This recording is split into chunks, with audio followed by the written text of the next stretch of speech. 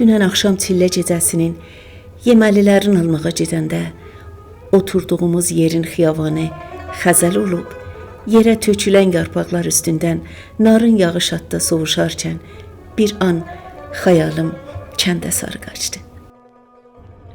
Amma orada çillə gecəsinə çoxlu qalan qar yağıb, qapı bacağını almışdır. Kəndin üstünə sanki tərtəmiz ağ bir paltar geydirmişdir qış. Bacalardan çıxan tüstü evlərin istisindən xəbər verib, adamları tələsdirərək evə sarı çağırır. O soyuq havada ağzından buxar çıxıb, eşikdə tapılan canlı təhcə köpəklər deyildi. Pəncənin aralığında qar topu oynayan kim, züydürmə oynayan kim, qardan adam düzəldən kim, uşaqlar hamısı sağ-sağlam, nə anflanza, nə soyuq dəymə, nə böyrək soyuq vurmasından niyaran, nə oğurlanıb aparılmaqdan niyaran, nə maşın toxunmadan niyaran. Yarı soyuqdan, yarı sağlıqdan qızaran yanaqlar həyat boyasını canlandırırdı. Bura haraydı? Bunlar kim idi? Mən də oradaydım.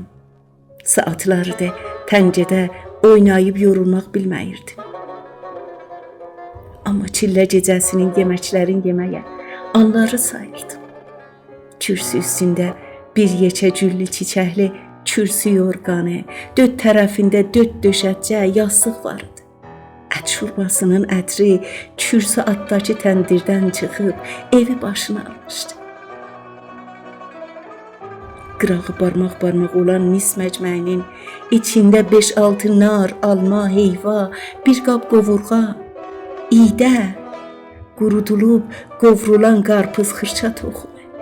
Onları yeməyə tələsən neçə uşaq gözü görsənirdi.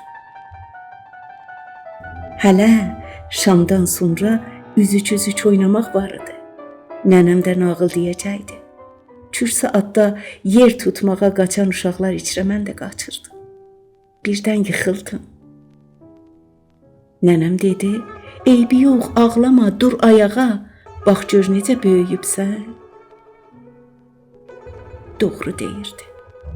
Doğru deyirdi, böyümüşdüm. Amma nənəm hanı? Ev hanı? Hanı kənd? Axtardım. Gözümün yaşını silib, gördüm 49 ildir şəhərdəyəm.